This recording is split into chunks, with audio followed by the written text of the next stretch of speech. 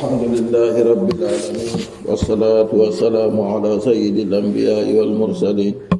نبينا محمد وعلى آله وصحبه أجمعين ومن اتبعهم بإحسان إلى يوم الدين. قال المؤلف رحمه الله: المجلس التاسع جودر رجيان أبرها جودر للرسومة آداب تلاوة القرآن نيدي جنغو في القرآن.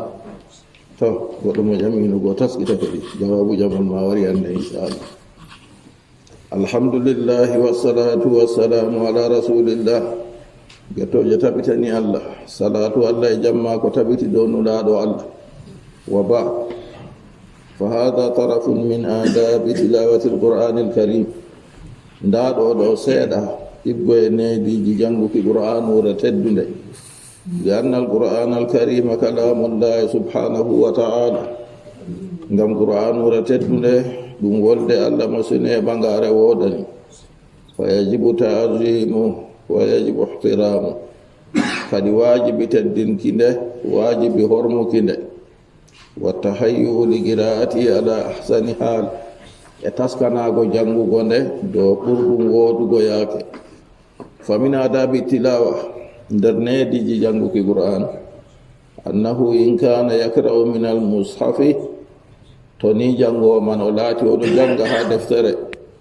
fa innahu yajibu alayhi an yatawadda. ko woni fi wajibi dow maako se o nangata o hidde ko o ho'ane. wala yajuzu lahu an yamassa almushafa ala gayri tahara. dagantamo o mema qur'an ure dow ko luuti senwe, woni ko luuti nangarɗo. لقوله صلى الله عليه وسلم، لقول تنوينا لقوله صلى الله عليه وسلم: لا يمس القرآن إلا طاهر. تاتا ميما قرآن كوينا چنيرو. رار حديثه أخرجه الحاكم. حديثه تمت ناي يشفى جيتتي اجويابل. وقال هذا حديث صحيح الإسناد. o wi hadise on ɗo sahatu gorgal wol walam yukharrijahu, amma bukhari be muslimi wurtinayngol. wa sahahu zaydai fi nusbi raya, kanko bo sahiningol hadise on temeɗɗe jeetati e sappo e joyogoyagol. wa ma ba'dahu be ko on ɓawa man. wal hadisu sahahahu l albani, hadise on muhammad nasiruddin l albani rahimahullah wurtiningol في إرواء الغليل. هذا افترى يتند إرواء الغليل دون إتنور دون دارو. حديث واللمغل تمر نوغس إدلابون. وصحيح الجامع ننو ورسلنغول ها صحيح الجامع و دفتر محمد ناصر الدين الألباني رحمه الله. حديث والوجن جديد يتمر جديد يسافي جيتا سبب تقول لما حديث والمنغول شاهي نغول كريم. ɗum hadisewol ngole la yamassu alqur'ana illa tahir. tata mema qur'anu ni koyna goɗɗo nanguɗo. wa in kana ɗo kam to laati o ho an qur'anu re o joga o janga. wa in kana yakra'u an zahri galbi, to ni o laati o jangande dow dursugo, fa innahu yustahabbu lahu an yakuna ala wudu. ɗo bo ko woni fi yiɗanama mo o laata o nanguɗo. o dursi on o jangan, yiɗanama mo o laata o nanguɗo yaake o jangata qur'anu ngam teddingo nde. wala yajuzu wa yajuzu an yakra wa huwa ala gayri wudu. amma dagi ɗum boto o dursan ɗo kam o jangan ɗo ko luuti nangarɗam. amma man alayhi hadasun akbar, amma mo yewre mawnde woni dow muɗum, kal janabati wal haydi, yawre man ɗo bana janaba ko malla hayda onon ɗo maako, fala yajuzu lahu an yakra alqur'ana mutlaka. o kam dagantamo o janga qur'anu samsam, la min almushafi wala an zahri qalbi. na o tima ha deftere o janga wala dursuki, hatta yatatahhara min alhadasi alakbari, ha o senota on iggo e yewre maako mawnde nde. لأن النبي صلى الله عليه وسلم كان يقرأ القرآن. ngam annabijo mo salatu allah e jammuɗum tabitani laatake ɗon janga qur'an. illa idha kana junuban koye naato laatake o marɗo janaba hanko annabijo fa innahu la yakra'u alqur'ana hatta yaktasib yaake man ka o jangata qur'anu seeto o yiwi. Wa min adabi tilawati alqur'an nder neediji janguki qur'an an yasta'iza billahi min ash-shaytani ar-rajim fi bidayati tilawa o moltoro Allah iggo e saydanu desmaɗo woɗɗinaɗo hinna e ha fuɗɗugo jangde maako bi qawlihi ta'ala ngam konngol maako ɓagiɗo ba'da a'udhu billahi min ash-shaytani ar-rajim fa idha qara'ta al-qur'ana fasta'iz billahi min ash-shaytani ar-rajim. Allah ceniɗo wi annabijo Muhammad sallallahu alayhi wa sallam fa idha qara'ta al-qur'ana to ni a jangi qur'an fasta'iz billah moltoru Allah ɗaɓɓitira Allah kisndam min ash-shaytani ar-rajim go saydanu goɗɗinaɗo hinnaye ko waɗi kadi wa dhalika bolwa ɗum ɗo suratul nahlina aya 9:7 wa dhalika bolwa ɗum ɗo li anna shaytana ngam saydanu yahduru indal gari'i saydanu waran yahlira wara tawa jangowo qur'anu ko haje saydanu ɓe maako liyulabbisa alayhi alqira'a ngam wara o jibna jangde ɗo maako wa yushawisu alayhi wa suhlama wa yusrifuhu ani tadabburi yasrifu o firlita goɗɗo jangowo ni acca taskitago qur'anu tawraru kadi ha jango qur'anu haaje ma noyi an ka timmingonde tan a yiɗi aɗo janga warararararara a taskitata sa hey ta sayɗanu hunde jamba e mbema fu de fa idha sta'aza billahi min ash-shaytani ar-rajim to ni o moltori Allah o ɗaɓɓitiri Allah kisndam iggo e sayɗanu goɗɗinaɗo hinna e yaake nden ka a'azahu llahu minhu wa sarafahu an Allah hisnan mo ha sayɗanu firlita sayɗanu accamo fastafada min tilawatihi yaake man kadi o botitiran iggo e janguki maako wa illa to nanon bo fa innahu yuwaswisu lahu wa yusgiluhu anil qira'a nden kam sayɗanu warat waɗa waswasu dow maako sukla moni o accina jangde man hadi faidatul isti'adati fi awwalil qira'a nda ɗo woni bote ujago ha aran jangde tardu sayɗani medugo sayɗanu limugo. Wa min adabi tilawa nder nediji jangde annahu idha bada min awwali suratin to ni o fuɗɗi jangde maako ha aran surawol kongole an yaqula wiki maako bismillahir rahmanir rahim hala ujago kana wartino uji nde ha aran surawol kadi bo o tokkina bismillahir rahmanir rahim mi fuɗɗiri be inde Allah huwa hinnayejo hera hinnayejo li anna al-basmalata nazalat fi bidayati suwari illa surata tawba ngam bismillah o jippi ha aran ha fuɗɗode suraji fufu koyna surawol tawba tan bismawol fuɗɗay ha arande muɗum amma hawtade be noon fo ba suraji qur'anu 114 bismaji man bo non 114 innahu min sulaymana wa innahu bismillahir rahmanir rahim ɗon nder surol ngole yo ha nder suratu namli to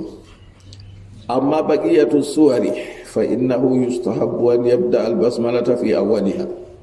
amma horano suraji ko luuti suratu tawba yiɗama kadi o fuɗɗira be bismawol ha aran suraji man. Wa min adabi tilawa nder nediji jangde nediwol tataɓol na tartilu tilawa jangirgo be tartil wa tartilu ma'anahu ko wiyete tartil ɗo mana muɗum at-ta'anni fi tilawati wa adami sur'a sesiɗaki ha jangde e soyde jawal wa i'ta'il hurufi haqqaha min at-tajwidi hasaba istita'ati e hokkugo karfeje haqqe maje iggo e wonuki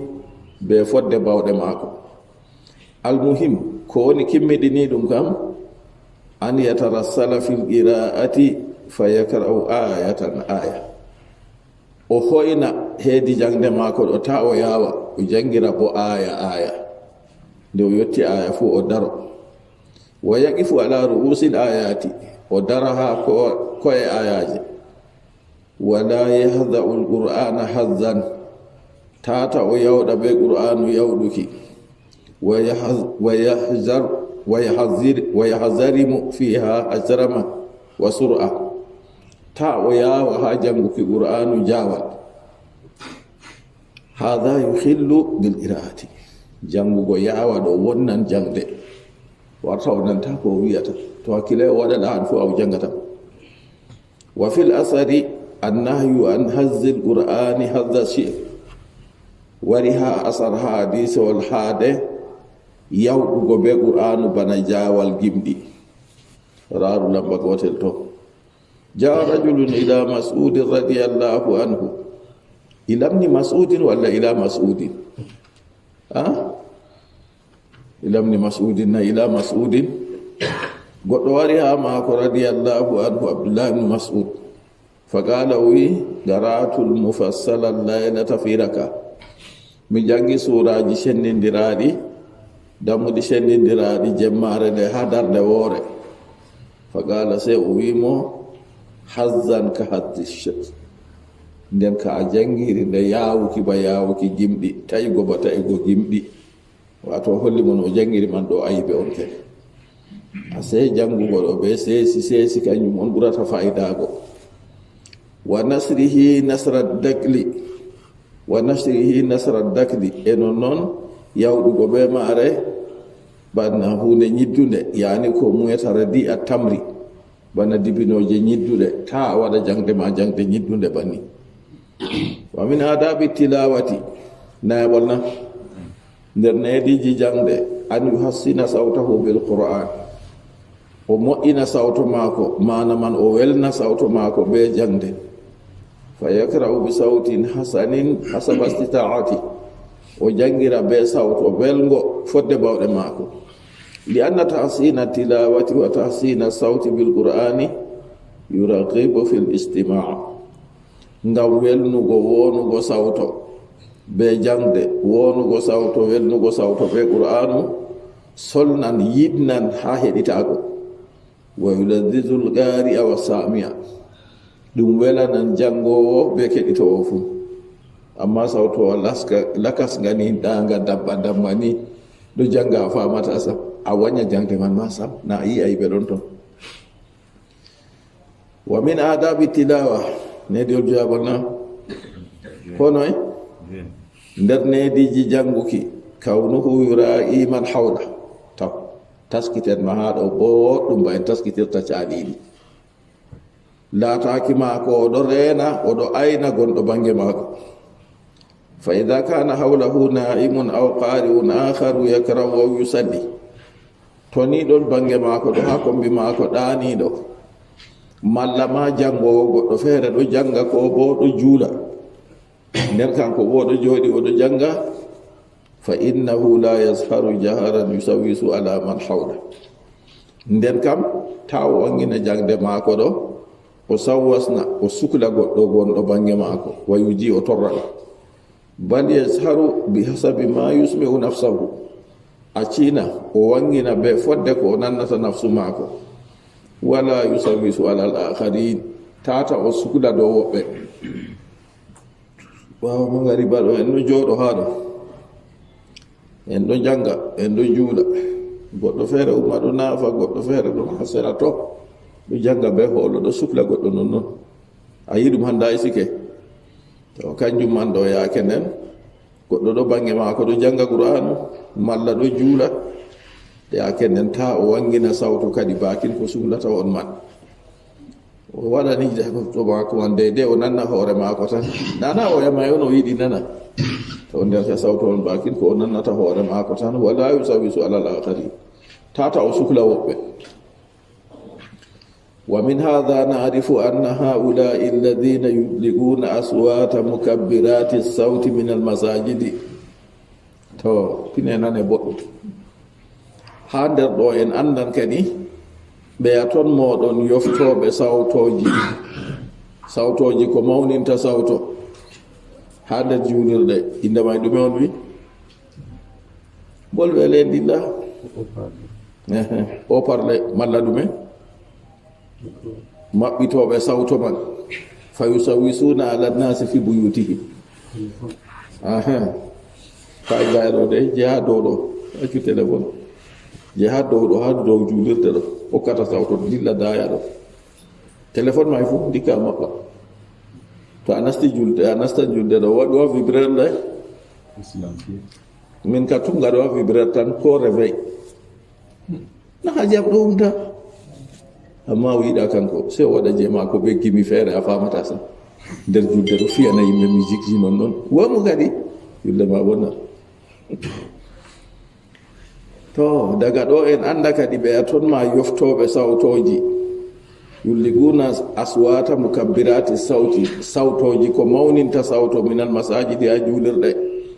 fa yusawisuna ala nnasi fi buyutihim ɓe wara ɓe sukla dow yimɓe ha nder suuɗi maɓɓe wa fi aswaqihim ɓe sukla yimɓe ha luuɓe muɗum wa fi masajidihim ɓe sukla yimɓe ha juulirɗe muɗum aɗum yakkugal may bongal on tan mi warugo kadi anna hada khilafa almasro andu bolwa ɗum ɗo kam ɗum luuti sar'a ɗum wa hum yasamuna ala dhalika tawa kamɓe ɗo ɓe jumban dow bolwa ɗum ɗo ɓe heɓan junuba wala yujaru ɓe garjatake li anna hada adan ngam ɗum ɗo ɗum torra on kanko kawɗo noon ɗuma waɗa o heɓa mbarjari de kayna kanka sam woodi paɓɓuɗum to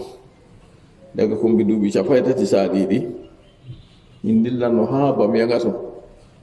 min yaha min juula alkaweje min dillata ha juuɗu fu ton daga to min faandi ni mi nana goɗɗo waɗira e cassette jotta kam je hundel je waaduɗo ɓamta sawto ha dow mi andi goɗɗo man bo ake feere se mi wadditimo mi sofdi mo wiimo accu warugo hunde ɗo marɗo haaje warugo juula tahajjudu ka pat andi yake may warat na se to a waɗi sawto nden sawto ɗo woɓɓe feere juulɓe wala anni a warugo ma aɗo sukla ɗum goɗɗo feere ɗo juuɗa ha suudu mum aɗo sukla ɗum yimɓe feere heeferɓe daya sera juulirde ɗo aɗo sukla ɓe ɗoɗo ɗo a heɓat junuba ta waru daga hende may kadi o acci o metaki ndikka to ɓe siftinirima kam a jaɓa a siftora tata sal amma ida kana al insanu laysa indahu ahadun yata'adha bi jahrihi amma to ni goɗɗo jangowo qur'anu ko juldoɓe qur'anu wala goɗɗo ha bange wala goto fu ha bange mako torriranɗo ɓe wanginti jangde mako fa innahu yas'alu al-jahra alladhi la yasilu ila haddi al-israf kanko man o wangina ɓe jangde man amma banginol man tata yotta ha kerol fantinki wa innama yakunu jahran yusmi'u nafsah o yeccago ma wanginki man laato oɗo nanna nafsu mako wa yusmi'u man yastami'u ilayhi mimman hawla oɗo nanna bo gonɗo bange maako on keɗitowo mo wa kadhalika fi salati llail non ha julde jemma fu to yiɗi ɗum alkaweje to yiɗi ɗum tahajjudu ida kana min makanin khalin laysa indahu nuwa to ni oɗo ha nokkure ferawde wala ɗaniɓe ha bange maako wala ahdu wala goɗɗo ha bange maako yushir ɗo o wanginan jangde maako amma ida kana indahu man yusawisu alayhi bi jahrihi wa yata'adha bihi amma to ni ɗon ha bange maako mo laatata sukloro be wanginki maako torroro be man fa innahu yusir nden kam kanko yaake man o sirra on fa yura'i man hawlahu o reena o ayna gonɗo bange maako wa ba'du nnasi la yura'i man hawlahu wa yusawisu ala nnas yoga yimɓe bo aynata renata gonɗo bange muɗum ɗo sukula yimɓe be sawto mako man ɗo kadi ɗon man ɗo se o hakkila yusawisu ala almusallin o sukla juuloɓe yusawisu ala talina lil qur'ani fil mushafi o sukla jangoɓe qur'anu ha deftere yusawisu ala man hawlahu o sukla ɓen gonɓe bange mako wa hada manhiyun an kugal bananiɗo kangal man gal kaɗangal faqad kharaja an-nabiyyu sallallahu alayhi wa sallam ala ashabihi wa yusalluna min al-layli wa yajharuna bil qira'a annabijo mo salatu allah e jam muɗum tabitani o wurtino dow sahabo en maako ɓeɗo juula jemma ɓeɗo bangina jangde maɓɓe qala sallallahu alayhi wa sallam nan kadi sey mo salatu allah e jam muɗum tabitani wi kullukum yunaji rabba on fufu moɗon on ɗo wundotira ɓe jawmirawo moɗon fala yasharu ba'dukum ala ba'di ta yoga mon wangina jangde do yoga naha sallallahu alayhi wa sallam anil jahri alladhi yu'dhi man hawlahu ulaɗo allah masalatu allah e jam muɗum tabitani o haɗi wangin kiki torrata gonɗo bange mako anil bayadi anna rasulallahi sallallahu alayhi wa sallam kharaja ala nnasi wa hum yusallun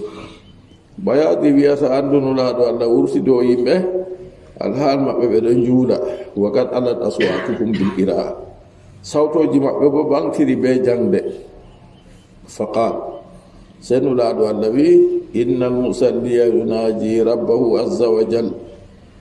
ande juulowo ɗo wundotira be jawmi ko jaaliɗo mawɗo falyanzur maza yunaji o raaru kadi ɗum ɗume o wundotirta be allah jangde mako o jangata ɗo wala yusiru ba'dukum ala ba'din wala yasaru ba'dukum ala ba'din bil qur'an ta yoga moɗon wangina dow yoga ɓe jangde hadisol akhrajahu ahmad imam ahmad wurtinigol hadisol 354 wa an abi sa'idin al-khudri radiyallahu anhu qala itakafa rasulullah sallallahu alayhi wa sallam min al-masjid ulaɗo allah mo salatu allah jammuɗum tabitani waɗi itikafu nder julirde itikafu annabijo sallallahu alayhi wa sallam waɗat ɗum foroy itikafu ɓaddinan goɗɗo ha allah itikafu to a sappo ragarejo suumay fonan goɗɗo ɓe laylatul gadri o heɓan barjari ɗuundi masine al itikafu qurbatun wa junna itikafu ɓaddina goɗɗo ha allah ɗum wawarde bo wirnanan goɗɗo yiite to annabijo waɗi itikafu nder juulirde fa sami'ahu yasharuna bil qira'ati wa huwa fi gubbatin lahu se o nani yimɓe ɗon bangina be jangde oɗon bo ha keymaru maako waɗan woodi huuɗo suudu ɓe waɗani pamare ni bana bukaru ni ha ndertora wona nder to ha cukloɗa yimɓe fa kasafa sitra dagon annabijo waɗata howani se o hunci wirgo go o wirniti o raari wa qala o wi illa ala inna kullakum munajir rabb kine nane kala goto moɗon fu ɗo wundotira be jawmu fala yu'dhiyanna ba'dukum ba'da tata yoga moɗon torro yoga wala yarfa'anna ba'dukum ala ba'din bil qira'a tata yoga moɗon ɓanto dow yoga be jangde aw qala ko o wi fi salati hedi julde akhrajahu ahmad imam ahmad wurtinigol hadisol 19 wa abu dawud imam ahmad jam masaba anda ado ahmad ibn hanbal wa abu dawud sulaiman ibn as'as as-sijistani wurtinigol kanko go limgal hadisol ujunere temedde tati sapay tati ɗiɗaɓol wabnu khuzaima muhammad ibn yazid al-ghazwini na o wurtinigol kanko bo limgal hadisol ujunere temerre sapay jeego e ɗiɗaɓol wal hakimu abu abdullahi al-hakimu naysaburi o wurtinigol kanko bo hadisewol temedde tati e sappo temedde tati e sappo e goo wal bayhaqi fi sunanil kubra bayhaqi wurtinigol ha deftere mako wiyetede sunanul kubra hadisewol sappo e goagol wa qala al-hakimu hadha hadithun sahihun ala sarɗi saykhayni ngolɗo hadisewol cahigol amma dow sarɗi bukhari be muslim wa wafaqahu dhahabi non dhahabi fo danimo ha dow maago wa qala ibnu abdul barri yusuf fi tamhidi o wiyata wa hadisul bayadi wa hadisu abi sa'idin sabitani hadisul bayad hadisul abu sa'id al-khudri wonata kadi o wiɗi tabitiɗɗi sahihani ɗi cahiɗi wallahu alamu allah won anduɗo ɗo fu majum laɓɓinanima to goɗɗo ɗon bange ma tata a ɓamta sawto ma a sukla ɗum be jangde ma walla be julde ma wa min adabi tilawa nder nediji jangde nediwol noy bal accina min alwajibi fiha ko laati gajibi ɗum ha nediji jangde an yatajannaba lahana alladi yukhillu bil qira'a o woɗɗita lahan o woɗɗita welnuki ki wonnata jangde min nasbil marfu'i tata o janga pellel turi kanko o jangira be masde aw raf'il mansubi malla pellel masa ɗum kanko wara o jangira be masde raf'il mansubina pellel tura ɗum kanko wara o jangira be masde aw jarril marfu'i malla pellel tura ɗum kanko wara o jangira be masuki les aw gayri zalika ko tana bolo a ɗum ɗo o hakkila ɗi hutata o waɗa 1983 mi yeyino ha mam ha continuare mi yeehi ha nder leddi Congo Brazzaville woodi wuro feere wiyete Wusu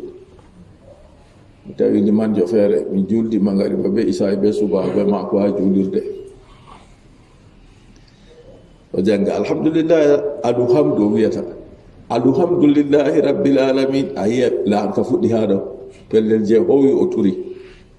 arrahmani rahim maliki yawmiddin iyyaka na'budu wa iyyaka nasta'in ihdina siratal mustaqim siratal ladzina an'amtu alayhim o jangata ayi pellel masigo o turi an'amta alayhim o janga an'amtu alayhim to sey jango o hakkila iri ɗiɗo kam fof tata waɗana o hakkilana jangde mako boɗɗum illa idha kana laysa indahu ma'rifatun bin nahwi sey to laatake goɗɗo may kadi o anda nahwu sam ɗo ka oya may fu en mbiya nder maɓɓe on nder ka noye waɗata فهو يتبع الكسل الموجود فهو يتبع السكل الموجودة nder bo kanko o tokka masɗe tawaɗe tan masɗe man to o tawi ɗo no masiri ɗo o jangira bana o yiiɗo tan amma alladhina manna Allahu alayhim bi ma'rifati nahwi amma ɓen ɓe Allah mo ido muɗum ɓe andugo nahwu fa haulai la yahtajuna ila shakli kamɓe ka ɓe ngala haaje masɗe ngam har feere fu ɓe andira gare muɗum ɗo no masirta نعم بسم الله أجاكتنا يتشمي هابل للنيكا جاو أفضل غير ذلك يستلم هذا ويقرأ الآيات حسب الشرع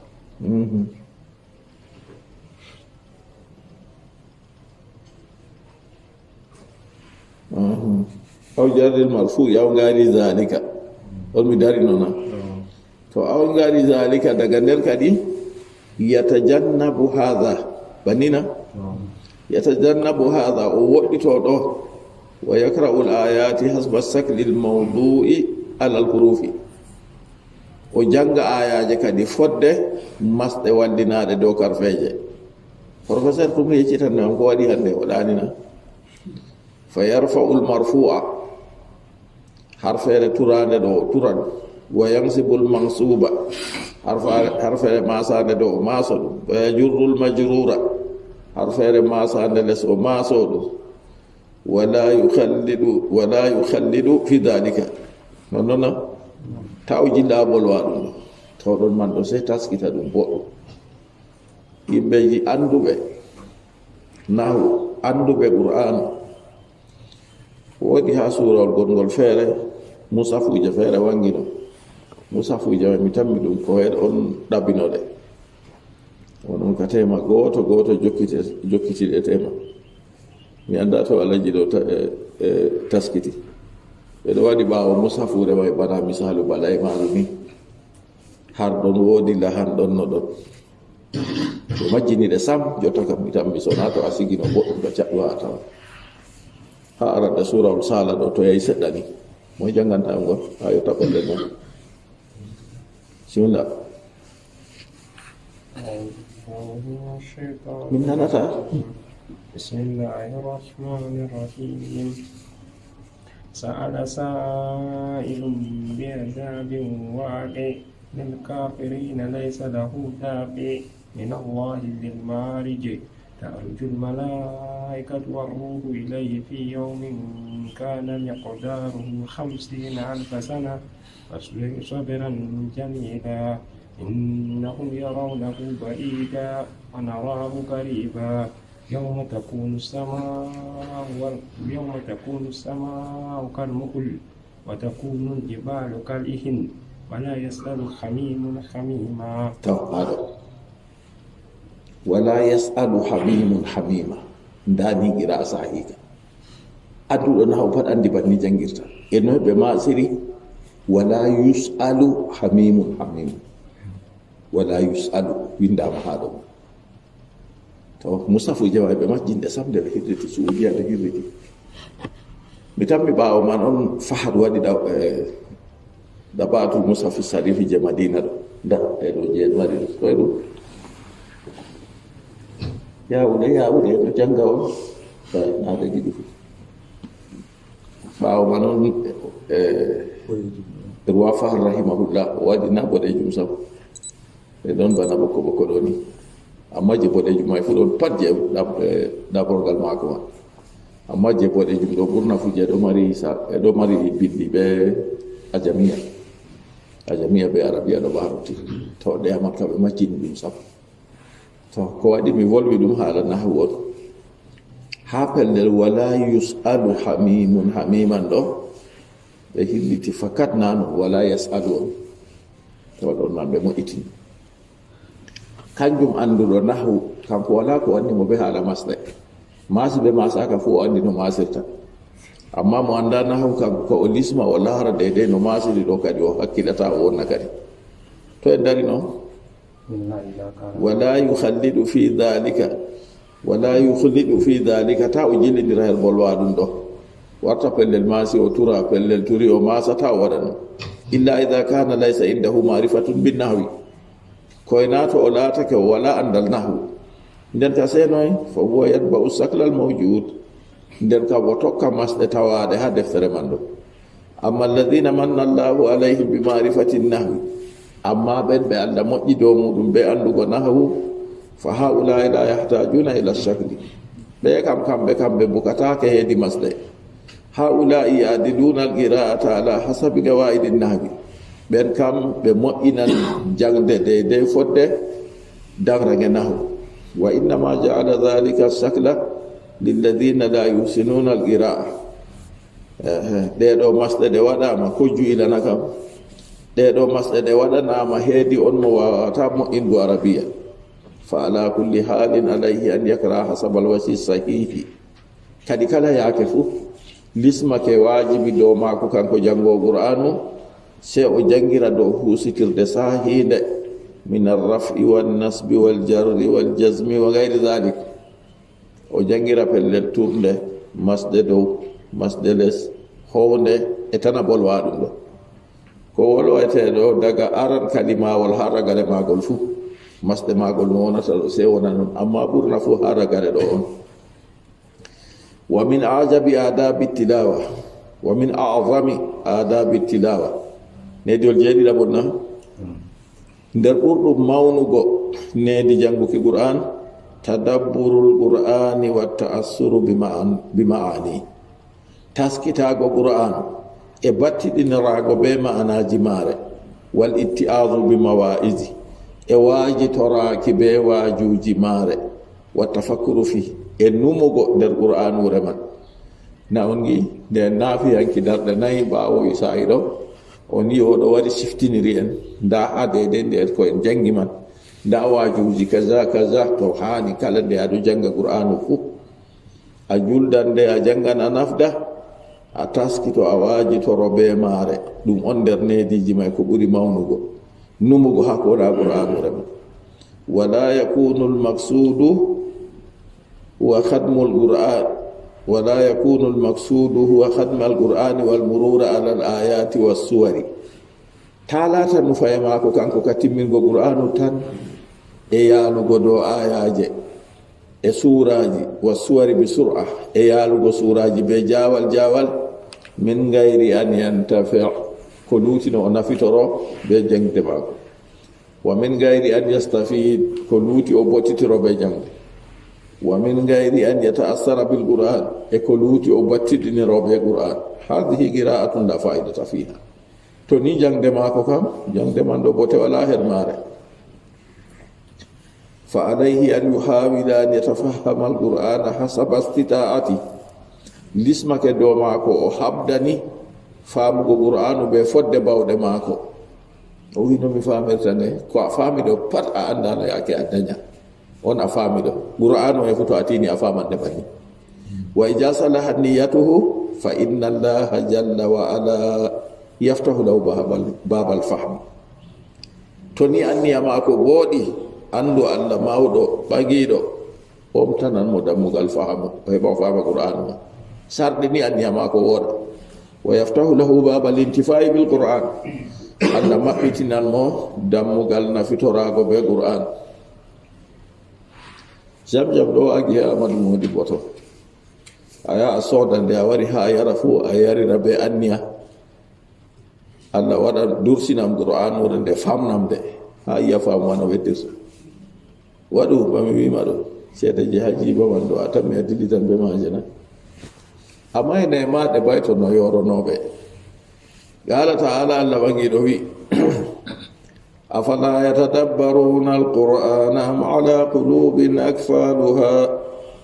afala yatadabbaruna alqur'an bela ɓe taskitata qur'anu na am Allah bo ala qulubin ɗon dow ɓerɗe akfaluha maɓɓode muɗum ɓerɗe maɓɓe man maɓɓama ɓe famata na ko kamɓe on ɓe taskitata nde a sendenta janngo qur'anu man sey taskite janngo qur'anu sey taskita nde wal qur'anu fihi asiya'un wadiha ɗon nder qur'anu ɗo kuje laaɓɗe yarifu al ammiyu wal muta'allim goɗɗo mo jangayi be jangowo fuu andan ɗum fa dicru naari bana wolwugo yiite ha qur'an nder qur'an wa dicrul jannati wolwuki aljanna wa dicrul adabi wolwuki yangada wa dicru naimi wolwuki neema wa tahrimu riba harmuki riba wa tahrimu zina harmuki jeenu wa tahrimu lkadibi harmuki fewre wa tahrimu lgishi harmuki jamba wa tahrimu lmaytati harmuki cangu kullu hadha fi lquran kala ɗo fu ɗon nder qur'an wa kullun yarifuhu mo nanta arabia seɗɗa seɗɗa ka fu ɗo andi ɗum fa fihi asiya'un wadiha kadi ɗon nder qur'an ɗo kuje laaɓɗe ka wujubi salaba wajibaki julde wa wujubi zaka wajibaki jakka wa wujubi siyami wajibaki sumay wa wujubi lhajji wajibaki hijju fihi asiya'un wadiha ɗon ha nder qur'an ɗo kuje laaɓɗe yarifuha wujubaha aw tahrimaha fihi asiya'un wadihatun yurafu nonnona fihi asiya'un wadihatun yarifu wujubaha aw tahrimaha kullu gari ɗon nder qur'an ɗo kuje laaɓɗe kala jango o fu ɗon anda wajibaki maje malla bo harmuki maje li anna alqur'ana bilisanin arabi ngam qur'anu ɗo be ɗemgal arabinkewal kullu larabi yarifuna ma'ani alqur'ani bihasabi afhamihim wa istita'atihim kala arab en fu ɗon andira qur'an ɗo anda manaji qur'an be fodde faamuji maɓɓe e fodde bawal maɓɓe to a wiyan mi kan anami arabjo sakko na arabjo an bo a ekkita mana mare mbawa on na julɗo kam tawa qur'anu ɗo deftere julɓe on na deftere arab tan fala ahadun mimman yantiku bil arabiya wala goto nder bolwarɓe be arabiya amiyan aw mutaalliman goɗɗo mo jangayi malla jango o illa wa huwa yafhamu min alqur'ani shay'an kasira koye nani o faman nder qur'an ɗo kuje ɗuɗɗe masine wa amma daqa'iqul masaili wa daqa'iqul ahkami amma masalaji no'iɗi e kiitaji no'iɗi kuje lugguɗe ɗe famatako koye ɗum fa hajihi min ihtisasil ulama'i ɗo kam ɗum ɗon nder hertorago modiɓɓe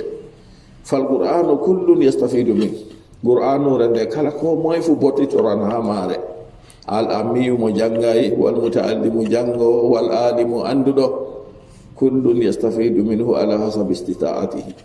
kala goto nder maɓɓe fu bottitiran be qur'anu be fodde bawɗe muɗum fa ala almuslimina an yatadabbara alqur'ana wa yata'ammala fi kadi nder kam lismake dow julɗo o taskita qur'anu nonnon yatadabbara alqur'anu wa yata'ammala fi o taskita qur'an wa yatafakkara fihi wa yastafida minhu bi hasabi istita'ati o numa nder qur'an ɗo o bottitira be qur'anu bana fodde deydey fodde bawɗe maako wallahu almuwaffiqu walhaadi ila sawa'i sabil allah woni pondowo allah woni handowo faɗatal potngal wa sallallahu wa sallam ala nabiyina muhammad wa ala alihi wa sahbihi ajmain wa man tabi'ahum